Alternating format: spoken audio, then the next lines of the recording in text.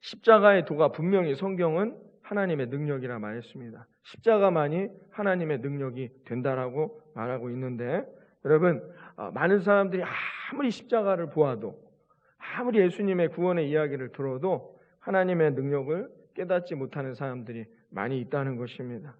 왜 그럴까요? 그것은 지금만이 아니라 초대교회 당시에도 있었던 현상들이었습니다. 여러분, 초대교회 시절에도 십자가의 구원이 길이다, 구원은 오직 십자가만이 길이다라고 아무리 얘기해도 이 기독교의 주장을 쉽게 받아들이기가 어려웠습니다. 왜냐하면 십자가는 사형의 도구였고 죽음을 상징하는 거였어요. 그 당시에, 초대교회 당시에. 아니, 그런 십자가가 구원이라니, 이걸 어떻게 받아들이겠습니까? 이걸 어떻게 이성적으로, 합리적으로 받아들이기가 어렵죠. 무슨 면류관이라든지 아니면 무슨 기적이 구원의 길이다 하면 그걸 따라갈 만한 희망이 보이겠지만, 십자가는 사형당할 때 쓰던 도구인데 그 십자가가 너희들의 생명이요 구원의 길, 하나님의 능력이라고 오늘 고린도전서 1장 18절에 사도 바울의 말과 같이 나오니 이게 어떻게 받아들이겠습니까? 그런데 그 마음은 예나 지금이나 동일하다는 것입니다. 지금도 많은 사람들이 구원을, 표적을 구합니다. 내 병이 고쳐지면 하나님은 살아계시다고 믿기를 소망하는 사람들이 있단 말이죠. 귀신이 쫓겨나가는 현상을 보면 하나님은 살아계시구나 라고 받아들이려고 한다는 것입니다. 초자연적인 기적을 소망한다는 것이죠. 그런 것들이 내 삶에 나타나면, 내 문제가 해결되면, 내 병이 고쳐지면, 정말 해결할 수 없는 문제들이 해결되면 그때 믿겠다는 것입니다. 그래서 사람들은 어디로 몰려드느냐? 십자가 앞에 몰려들지 않고 표적이 일어나는 곳으로 몰려든다는 것이죠. 그러나 분명한 것은 성경은 우리에게 말해줍니다. 표적을 바라는 사람들에게는 십자가의 능력이 나타난 적이 없습니다. 예수님께서 오병이어의 기적으로 우리를 구원하신 적이 없습니다. 안진뱅이를 일으키시는 표적으로 우리를 구원해 주신 적이 없습니다. 죽은 나사로를 살리신 그 표적으로 우리를 구원하지 않으셨다는 것입니다. 이런 표적들은 일시적인 것이요, 우리의 현상적인 문제일 뿐이지 우리의 구원을 해결해 주지 않는다는 것입니다. 이런 표적들이 우리 안에 깊이 뿌리 박혀 있고 죄로부터 우리를 자유하게 해방시키지 못한다는 것입니다. 이런 표적들이 우리에게 영원한 생명, 천국을 가져다 주지 못한다는 것입니다. 오직 십자가의 능력만이 우리를 구원하며 우리에게 영원한 생명을 주는 것입니다. 어떤 사람들은 지식, 철학의 구원을 기대합니다. 이 당시 이스라엘 백성들, 이 고린도 교회에는 헬라 철학이 유행했던 시절이죠. 헬라 철학은 결국 서양 철학으로 이어지게 됩니다. 수많은 철학자들이 이 땅에 오고 갔습니다. 저마다 보통 사람들은 이야기에도 알아듣기 힘든 이야기에 철학의 용어들이 등장합니다. 제가 지난주였죠? 우리 목회 이야기에 제 박사 논문의 한 부분이죠. 그게 거의 500분의 1부분에 해당되는 아주 작은 부분의 이야기였지만 실어드렸어요. 그게 다 철학적인 용어들입니다. 읽어도 무슨 말인지 모르실 거예요. 철학자들은 이렇게 심오한 철학적 진리를 가지고 자기의 주장을 설파하면서 이야기했습니다. 거기에 구원이 있다고 생각했습니다. 헤아릴 수 없는 수많은 철학자들이 난해한 철학적인 용어들로 그 진리들로 수없이 지금도 주장하고 이야기하고 있습니다. 여러분, 그러나 이 철학이 우리를 구원하지 못했습니다. 여러분들이 알고 있는 철학 사상이 뭐가 있습니까? 철학은 인간을 구원할 아무런 능력이 없다는 것이죠. 여기에 인간의 지혜에 한계가 있다는 겁니다. 인간은 자신의 지혜로, 자신의 이성으로 구원을 얻을 수 있다라고 생각합니다. 그러나 헬라 철학자들이 미련하게 보았지만 오늘도 십자가의 능력은 살아서 우리를 움직이며 우리에게 놀라운 하나님의 살아계심을 증거하고 있다는 것입니다. 그러므로 우리들에게 진정한 구원, 진정한 능력은 어디에 있느냐? 십자가에 있다는 것이죠.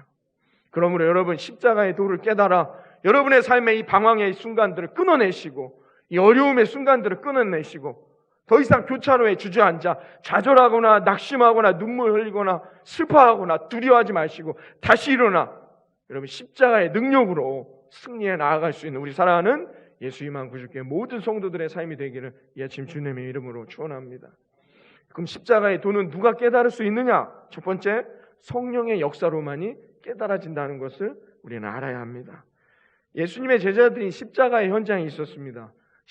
예수님이 십자가에 못 박히실 때 그 현장에 제자들도 있었습니다. 여러분, 그러나 예수님이 십자가에 죽으시는 그 현장에 있었던 제자들, 그리고 멀찌감치해서 보았겠지요. 그 제자들에게 아무런 능력도 나타나지 않았습니다. 그들은 오히려 어떻게 해요? 십자가를 보았지만 무서워하거나 멀리 도망가게 되었다는 것이죠. 여러분, 전혀 십자가를 보았지만 그들에겐 십자가의 능력으로 나타나지 않았다는 것입니다. 그 십자가의 현장에 가장 맞닥뜨려서 예수님의 십자가를 눈으로 체험했던 로마 병정들, 그들이 얼마나 할 얘기가 많았겠습니까? 누구보다도 그 현장에 있었으니까 그 현장을 누구보다 세세하게 알았겠죠. 여러분, 아마 어떤 큰 불이 났다. 그 현장에 있는 분들 밤이 새도 할 얘기가 많을 겁니다. 왜? 그 현장을 보았으니까요. 여러분, 그들이 십자가를 가까이에서 보고 살았지만 그 어떤 누구도, 로마 병정 그 어떤 누구도 그 능력을 경험하거나 그 십자가의 능력을 나타냈다라는 기록은 성경 어디에도 나타나 있지 않다는 것입니다. 십자가를 본다고 해서 그들의 삶에 능력이 나타나는 게 아닙니다. 오늘 이 시간 우리가 이 십자가의 능력을 듣는다고 해서, 십자가를 바라보았다고 해서, 예배 드렸다 해서 그것이 우리의 삶에 능력이 되는 것이 아니라는 겁니다. 그럼 누구에게만이 십자가는 능력이 될 수 있느냐? 성령의 역사를 경험해야 돼요. 제자들이 다 뿔뿔이 흩어졌다 이 두려움과 붙잡혀서 죽을까 봐 염려되고 근심되어 오순절 마가의 다락방에 모였습니다. 그런데 그들이 거기서 어떻게 해요? 성령을 체험한 후에 제자들이 비로소 십자가의 능력을 세상에 나타내게 되었던 것입니다. 예수님이 십자가에 달리신 지 50일이 지난 후였습니다. 그때서야 비로소 십자가를 영적으로 깨닫는 눈이 뜨였다는 것입니다. 왜요? 성령의 역사였다는 것이죠. 그들이 예루살렘 성전 앞에 나아가 그것을 전했을 때 많은 유대인들이 예수를 주로 시인하며 예수님 앞에 무릎 꿇고 자신의 죄를 고백하게 되었습니다. 불과 50일 전에 예수를 십자가에 못 박으라고 손가락질했던 그 사람들이 내가 왜 이런 잘못을 했는가, 이 50일 이후에 제자들의 말씀을 듣고 3,000명, 5,000명씩 울면서 가슴을 치고 통회하며 자신의 죄를 회개하며 하나님 앞에 달려왔다는 것입니다. 그리고 그들이 십자가의 능력을 경험하며 그 복음을 증거해 나가기 시작했다는 것입니다. 어떻게 이런 일이 가능합니까? 성령의 역사인 것입니다.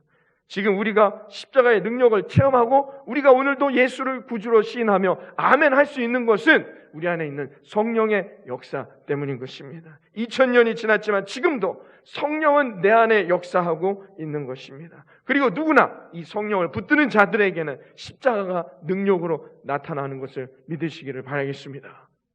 성령의 역사를 경험해야 한다는 것입니다. 또 십자가의 도는 어떻게 나타날 수 있느냐? 성령께서만이 역사하실 때 십자가의 도가 우리의 근본적인 문제들을 해결할 수 있는 복음이 됨을 깨닫게 된다는 것입니다. 인간에게는 모든 문제가 있습니다. 이 모든 문제들은 사실은 우리 안에 있는 근본적인 세 가지 문제들 때문에 나타나는 것들입니다. 첫 번째는 죄인이라는 것이죠. 우리는 죄인입니다. 그래서 모든 불행의 원인은 사실은 이 죄성, 인간 안에 있는 죄성 때문에 생겨나는 것이죠. 둘째는 뭐냐? 복의 근원이 되신 하나님과의 관계가 단절되었다는 것입니다. 죄로 말미암아 우리는 어떻게 해요? 하나님과 멀어지게 됩니다. 내가 원하는 대로 살아가려고 하죠. 내 욕심대로, 내 계획대로, 내 뜻대로 살아갑니다. 그래서 여러분, 시온의 대로를 경험하며 살아가고 계십니까? 여러분, 그럼에도 불구하고 우리는 여전히 이 안에 있는 하나님과의 단절된 삶에서 나아가다가 보니 근심하고 염려하는 많은 문제들이 발생하게 된다는 거죠. 세 번째는 뭐냐? 성경은 우리에게 마귀의 종노릇하기 때문이라고 말합니다. 이 근본적인 세 가지 문제로 말미암아 우리들에게는 여러 가지 아픔들, 슬픔들, 좌절들, 실패들, 이런 것들을, 문제들을 경험하면서 살아가게 된다는 것입니다. 이 문제가 결코 해결되지 않으니까 결국 이 문제에 빠져서 허우적대다가 죽게 되는 것이죠. 여러분, 이 근본적인 세 가지 문제는 5가지로 나타날 수 있습니다. 첫 번째는 영적인 문제인 것이죠. 지금은 정치가 문제가 아닙니다. 이 시대를 바라보십시오. 여전히 이 죄악 가운데 어떤 것이 옳고 그름인지가 불분명해지고 있는 죄악 가운데 살아가고 있는 이 시대를 우리는 바라보게 된다는 것이죠. 여러분, 정치가 바로 되어지면 이 문제가 해결될까요? 그렇지 않습니다. 우리는 거기에 희망을 갖겠지요. 그러나 그렇지 않습니다. 세상은 점점 악해질 뿐입니다. 하나님과 멀어지는 삶은 넘어지게 되는 것입니다. 여러분, 도둑질하는 사람들이 정말 먹고 살 게 없어서 도둑질합니까? 그렇지 않습니다. 여러분, 도둑질하다 잡히면 감옥에 가서 허송세월을 하다가 어쩌면 자기의 인생이 다 끝날지도 모르는데, 그걸 정말 모르는데 죄를 짓는 것일까요? 그렇지 않다는 겁니다. 알면서도 그런 죄를 짓는다는 거예요. 유명 인사들이나 그 자녀들이 보십시오. 마약을 복용하다 걸리는 일이 있습니다. 그게 잘못된 일이고 나쁜 일인지를 몰라서 그런 일을 저지르는 것입니까? 아닙니다. 영적인 문제가 해결되지 않으니까 그런 죄 가운데 빠져서 허우적대고 있다는 것입니다. 두 번째는 우상의 문제가 있습니다. 여러분, 하나님을 못 만나니 전부 어디로 가느냐? 정말 자신의 지식과 이성을 믿고 자신의 판단을 믿고 자기의 주체를 가지고 살아가느냐? 그렇지 않다는 것입니다. 고린도전서 10장 20절은 말합니다. 전 세계가 점치고 굿하고 부적 붙이고 난리가 납니다. 미신에 자신들이 믿는 그 잘못된 교리에, 철학에, 잡신에 빠져 살아가게 된다는 거예요. 우상이 더욱 판을 치는 세상입니다. 과학이 이렇게 발전하고 정말 21세기 최첨단을 걷는다 하는데도 여전히 왜 그런 것들이 성행하고 있습니까? 우리 안에 죄가 있기 때문이에요. 하나님과 단절되어 있기 때문이라는 겁니다. 세 번째 문제는 뭐냐? 정신의 문제라고 말씀드릴 수 있습니다. 지난주에 말씀드렸던 것처럼 수고하고 무거운 짐진 자들아 다 내게로 오라. 이것은 마음의 짐이며 영의 짐이라고 제가 말씀드렸습니다. 여러분, 지금 많은 세계, 많은 나라들이 이 정신병에 집중합니다. 에베소 2장 3절에서도 말하는 것처럼 세상은 우리에게 무엇을 갖다 주느냐? 육신의 편안함을 주지만 경제가 발전해서 모든 것이 편해지는 것 같지만 가난의 문제도 해결해 주지만 정신의 문제는 해결해 주지 못하고 있다는 것입니다. 우리는 이 정신의 문제가 큰 앞으로 사회의 큰 걱정거리요. 이 문제를 해결해야 될 상황이 있습니다. 그러나 세상은, 사회는, 정치는 해결해 주지 못한다는 거예요. 우리가 십자가의 능력을 붙들지 못하는 이상 정신의 문제가 해결되지 못한다는 거예요. 네 번째는 뭐냐? 질병의 문제인 것이죠. 사도행전 8장 4절 8절 이하에 마태복음 8장 15절과 17절에 보면은 영적인 문제가 해결되지 않으니까 결국 육신의 문제도 온다라고 말하고 있습니다. 여러분, 육신도 편안할 날이 없어요. 막 더 아픕니다. 먹을 것은 풍요로워지고 삶은 편안해지는 것 같은데 여전히 뭐 이런 질병, 코로나, 뭐 독감, 옛날에는 걱정하지도 않았던 질병들이 막 생겨나고 있다는 것입니다. 여러분, 왜 그랬을까요? 하나님을 떠나니 이 원인이 해결되지 않으니까 육신도 편안하지 않다고 성경은 우리에게 말해준다는 것입니다. 마지막 다섯 번째 문제는 뭐냐? 안식의 문제입니다. 내세의 문제라는 것이에요. 누가복음 16장 19절 이하에 영적인 문제가 해결되지 않으니까 어떻게 해요? 돈을 갖고도 이 돈이 어디서 오는지 몰라요. 자기가 이 돈을 갖고 무엇을 해야 될지 모릅니다. 내가 이 땅을 밟고 사는데 내가 왜 이 땅을 밟고 사는지 그 목적을 모른다는 것입니다. 그냥 먹는 거, 쓰는 거, 그런 것밖에 내 인생에서 내가 할 수 있는 일이 없다라는 겁니다. 이렇게 살다가 죽는 겁니다. 영혼이 있다는 사실과 하나님이 계시다는 사실과 천국이 있다는 이 비밀을 모르고 그냥 벌고 쓰고 먹고 자고, 벌고 쓰고 먹고 자고, 언제까지 이런 인생으로만 살다가 내 인생을 마무리하겠습니까? 얼마나 허무합니까? 먹고 자고 쓰고, 먹고 자고 쓰고. 아직 10대는 인생을 많이 경험해보지 못했으니까 이것도 재밌겠지요. 이제 20대, 30대, 40대, 우리 40대 여러분, 저와 같이 함께 하는데 지루하지 않습니까? 그래서 여러분, 우리에게 남는 게 무엇입니까? 이렇게 사는 인생의 의미가 있습니까? 내세의 문제가 해결되지 않으면 허무함에 빠지는 거예요. 그러다 죄를 짓게 되고 넘어지게 된다는 것입니다. 사랑하는 성도 여러분, 오직 예수 그리스도에게 답이 있음을 여러분 믿으시기를 바랍니다. 십자가의 능력을 붙드는 자만이 이 문제들을 해결하고 세상에 담대하게 승리하는 능력의 사람이 된다는 것입니다. 오직 예수, 오직 주님만이 우리의 길이 되는 것입니다. 십자가의 능력을 붙드는 자들에게는 첫 번째 속죄함의 해결을 얻게 되는 것입니다. 속죄함을 받아 이 문제들, 우리에게 있는 이 근본적인 5개의 문제들이 해결된다고 베드로전서 2장 24절에 말하고 있습니다. 여러분, 이 죄값을 해결하지 않으면 우리 안에 진정한 평안은 찾아오지 않습니다. 하나님과 하나 되는 이 놀라운 역사를 경험할 수 없게 된다는 것입니다. 그러므로 여러분, 오늘도 이 시간 나의 죄를 고백하며 여러분, 내가 죄인임을 인정하고 주님 앞에 나를 내려놓고 주님의 십자가를 붙드는 저와 여러분 되기를 주님의 이름으로 축원합니다. 제가 오늘 주보 목회 이야기에 적어드렸어요. 오늘 주제에 맞는 이야기, 스캇백이라는 정신의학자의 이야기를 실어드리면서 인정해야 됩니다. 내가 죄인임을 인정해야 됩니다. 그때부터 십자가는 능력이 되는 것입니다. 난 죄 지은 게 없는데 내가 부족한 게 뭐가 있지?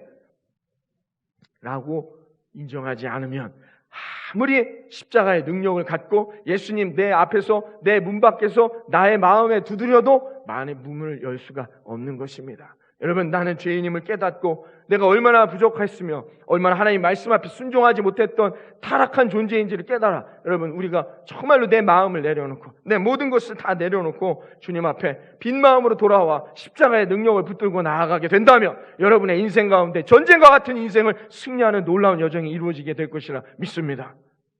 두 번째는 뭐냐? 하나님과의 관계가 회복되는 것이죠. 이 근원적인 문제가 해결되는 것입니다. 하나님과의 관계가 회복되니까 어떻게 해요? 예수의 이름으로 기도하기 시작하는 거예요. 기도했더니 하나님이 어떻게 해요? 응답해 주시기 시작한다는 겁니다. 그러니까 더 하나님께 기도하고 싶고 더 하나님 앞에 예배하고 싶은 그런 삶으로 나아가게 된다는 것입니다. 여러분, 모두 이것은 영적인 요구들이죠. 이것은 세상에 나타나는 이 현상적인 문제가 아닙니다. 우리는 구원받은 자들입니다. 그리스도인. 그래서 구원받은 하나님의 백성으로 예수 그리스도를 따라가는 사람들, 그게 그리스도인이라는 뜻이라는 겁니다. 이것은 영적인 문제인 것이죠.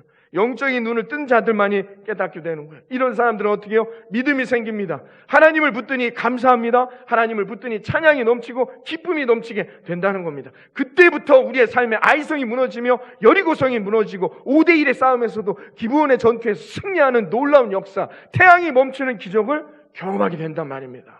그 전에 우리가 십자가를 붙들어야 된다는 것이죠. 사랑하는 예수님만 구주교회 성도 여러분, 오늘 이 시간 오직 예수 그리스도, 내 인생의 답은 예수님밖에 없음을 깨닫고 여러분, 예수님을 붙들고 이 절체절명의 위기 가운데 있는 우리 사랑하는 성도님들, 여러분, 이 순간들을 이겨내어 놀라우신 하나님의 살아계심을 경험하며 승리하기를 주님의 이름으로 축원합니다. 60이 되든 70이 되든 문제가 있습니다. 답답함이 있습니다. 정말 왜 하나님 이건 해결되지 않는가? 어려움이 있단 말입니다. 젊은 10대에도 마찬가지죠.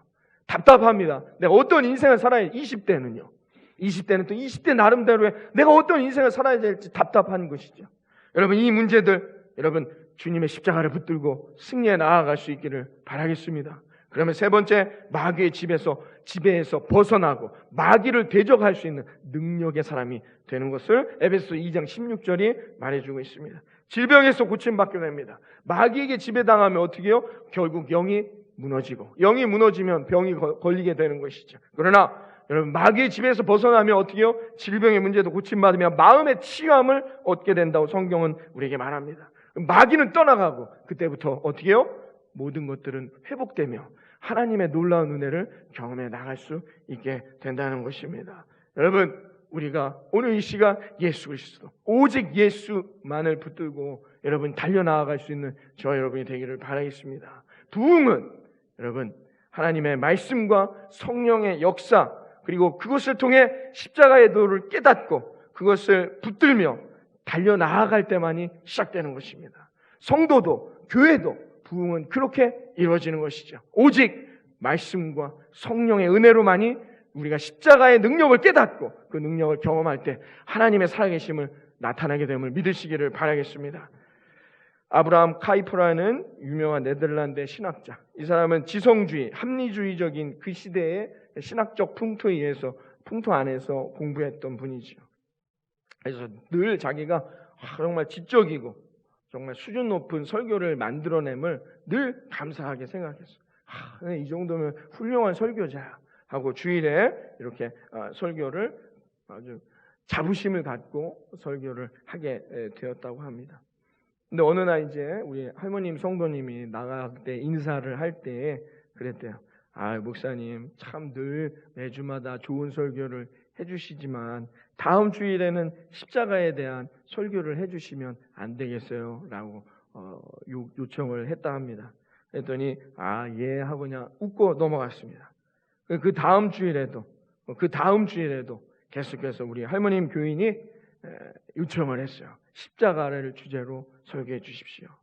그래서 그 요청에 의해 결국 이 목사님 성경을 다시 보면서 십자가에 대해 묵상하기 시작했습니다. 그 일을 계기로 자신이 얼마나 교만했고 부족한 죄인이었음을 깨닫고 영적인 각성을 통해 큰 은혜를 경험하게 되었다고 합니다. 그래서 그 당시에 자유주의, 합리주의적인 신학을 버리고 복음주의적인 설교자요 신학자로 거듭나게 되었다는 것이죠. 십자가의 능력으로 회개와 속죄함의 은혜를 누리는 저와 여러분 되어지기를 바라겠습니다. 하나님을 바르게 체험하고 마귀를 대적하며 쫓아내게 될 때 내 인생의 부흥의 역사가, 여러분의 가정의 부흥의 역사가 이 교회와 이 나라와 이 지역 위에 놀라우신 하나님의 살아계신 능력의 부흥의 역사가 임하게 될 것이라 믿습니다. 오직 십자가만이 그것을 가능하게 함을 믿으시기를 바라겠습니다. 여러분 십자가를 붙들고 또 이 한 주간 달려나갈 수 있는 저와 여러분 되기를 바라겠습니다. 고린도 교회에는 그 당시에 은사는 많았습니다. 풍요로웠습니다. 돈도 많았습니다. 그래서 충만했음에도 불구하고 무질서, 타락, 자신의 자랑, 교만, 분열 등으로 이 고린도 교회는 혼란에 빠져 있는 상황이었다는 것입니다. 왜 그랬을까요? 그 이유는 십자가의 능력을 상실했기 때문인 것입니다.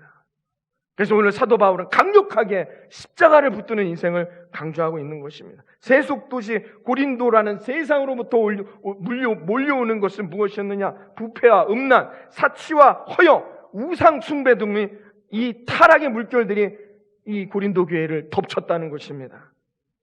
이것을 막아내기는커녕 이것에 휩쓸려서 교회가 휘청휘청 흔들리고 넘어지기 시작했다는 것입니다. 왜 그랬을까요? 왜 좌초되고 있었을까요?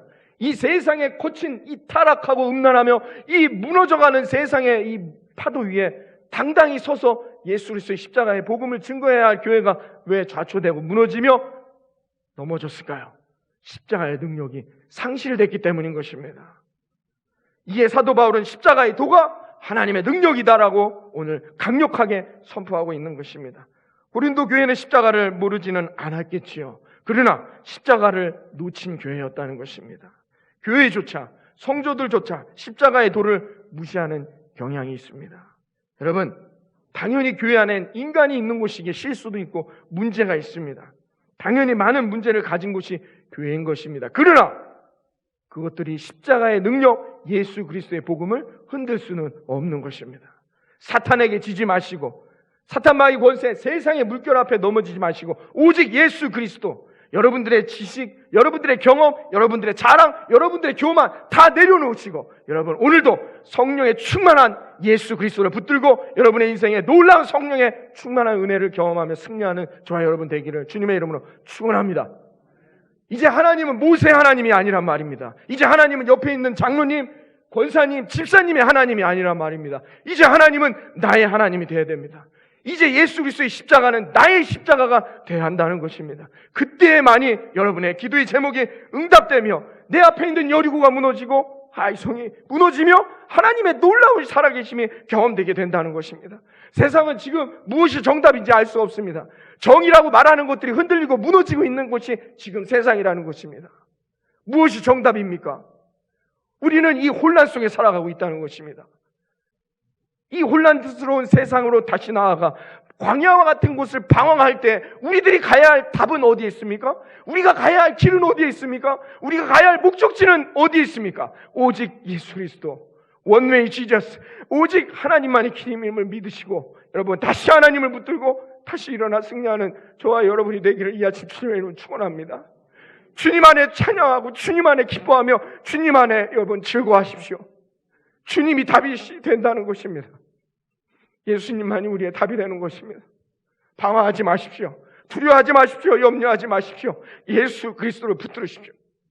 언제까지 여러분 스스로를 붙들고 교만에 빠져서 이 세상의 음란 안에 빠져서 무질서함에 빠져서 그렇게 허우적대며 사시겠습니까? 다시 예수 이만 구주교회라는 방주 위에 올라타서 저와 여러분 함께 예수 그리스도의 놀라운 승리의 항해에 함께하는 인생이 되시기를 주님의 이름으로 축원합니다. 오직 예수 그리스도만이 우리의 능력이 되십니다. 그 주님의 발 앞에 엎드려 하나님 나는 죄인입니다. 하나님 나의 죄를 용서하시고 하나님 다시 나를 만나주시고 하나님 나의 믿음이 다시 회복되게 하시고 주님만을 붙들고 다시 세상에서 승리하게 하여 주시옵소서. 그때 하나님이 여러분 우리가 세상이 감당할 수 없는 힘을 주실 것입니다. 세상은 감당할 수 없는 능력을 우리에게 부어주실 것을 믿습니다. 여러분 어떤 사람도 우리를 대적하지 못하도록 하나님이 놀라운 능력으로 우리를 승리하게 해주실 것이라 믿습니다. 여러분 그 십자가를 붙드십시오. 오직 예수님만이 원리의 지저스 주님만이 우리의 길이 되는 것입니다. 준한선 목사님이라는 분이 계셨습니다. 일제 시절에 신사참배를 반대하여 목숨을 걸고 반대하다 이분이 결국은 감옥에 갇히게 되었습니다. 갖은 고문을 다 당하고 가정을 파괴시킵니다. 목사님 추운 겨울 감옥에 앉아 있는데 눈을 감았는데 환상 가운데 자기 아들 둘이 나타났습니다. 그러면서 딱 두 마디를 하는 겁니다. 아빠 밥 줘. 목사님이 순간적인 생각에 그래 내가 여기서 항복을 하고 나가면 내가 내일 밥을 만들어 줄 수도 있고 내가 밥을 줄 수 있지 않을까라는 생각에 자식에 대한 사랑에 잠시 흔들렸습니다. 그때 내 모든 시험 무거운 짐을 주 예수 앞에 아뢰이니 라는 찬송이 들려오는 것이었습니다. 이래서 이 목사님 또 힘을 얻었습니다. 그래 내가 이러면 안 된다. 내가 예수 그리스도를 붙들고 끝까지 죽어도 끝까지 이 십자가의 능력을 지켜야 한다 라고 다짐했습니다. 그런데 그 다음날 또 자고 있는데 부인이 거지가 되어 잠속에 나타났습니다. 깡통을 들고 사모님이 나타났습니다. 또 그때에도 내 모든 시험 무거운 짐을 주 예수 앞에 아뢰면 이 찬송이 들려왔습니다. 그래서 그 찬송을 들으며 다시 힘을 얻었습니다. 나중에 가진 감옥 고문 가운데 나중에 이 목사님이 출소하셨는데 교인들이 나와서 맞이하면서 교인들이 하는 말이 목사님이 감옥에 들어가신 이후에 우리가 이 감옥 바로 옆에 있는 곳에 집을 얻어서 날마다 거기서 기도하였습니다 라는 것입니다. 그런데 무슨 찬송을 하였느냐? 내 모든 시험 무거운 짐을 주 예수 앞에 아뢰이며 이 찬송을 불렀다는 것입니다. 또 한 번 목사님이 앉아있다가 꿈을 꾸었는데 환상 중에 진수성찬을 하나님이 차려놓으시고 먹으라고 하더라는 것입니다. 그래서 꿈에 막 허겁지겁 먹었는데 이상하게 그때부터 감옥에서 자기가 배가 고프지 않았다라는 것입니다. 여러분 하나님의 능력이 어마어마하게 역사하는 경험을 하게 된 것입니다. 십자가의 능력, 십자가의 사랑, 아버지의 사랑을 발견하는 사람. 그때부터만이 예수 그리스도의 십자가는 내 삶의 은혜가 되며 능력이 되며 나를 다시 일으킬 힘이 될 거라 믿습니다. 여러분 어떤 순간에 있으십니까? 정말 말할 수 없는 남에게 정말 말할 수 없는 탄식 가운데 지금 오늘을 맞이한 분들이 계십니까? 건강의 문제 때문에 질병의 자녀들의 문제들 때문에 아니면 기업장의 사업장의 문제들 때문에 여러분들에게 말할 수 없는 주저앉을 수밖에 없는 탄식 가운데 있는 분들이 계십니까? 아니면 나는 어떤 인생을 살아가야 될지 막막하며 허탈한 삶의 여정에 있는 분들이 계십니까? 여러분 오직 예수 그리스도 하나님의 십자가의 은혜 가운데 성령의 충만함을 경험하고 십자가의 돌을 붙드는 자들에게 반드시 하나님이 능력을 허락하시며 이길 길을 보이시며 승리의 면류관을 써주시게 될 거라 믿습니다. 여러분 그래서 세상에 그 어떤 누구도 우리를 대적하지 못하며 담대하게 우리가 세상을 이기게 될 것이라 믿습니다. 갈라디아서 6장 14절에 사도 바울은 말합니다. 내게는 우리 주 예수 그리스도의 십자가 외에 결코 자랑할 것이 없으니 그리스도로 말미암아 세상이 나를 대하여 십자가에 못 박히고 내가 또한 세상을 대하여 그러하니라. 오직 예수 그리스도 십자가 외에는 우리에게 자랑할 것이 없을 때 하나님은 그 사람을 들어 내 가정과 일터와 교회와 이 지역과 이 나라와 민족에 놀라운 하나님의 살아계신 역사를 이루게 해주실 것이라 믿습니다. 여러분 이 한 주간 이 세상 전쟁과 같은 세상에 달려나아갈 때 여러분 믿음 가운데 십자가의 능력을 붙들고 담대하게 승리하고 돌아오시는 저와 여러분 되어지기를 이 아침 주님의 이름으로 축원합니다. 기도하겠습니다.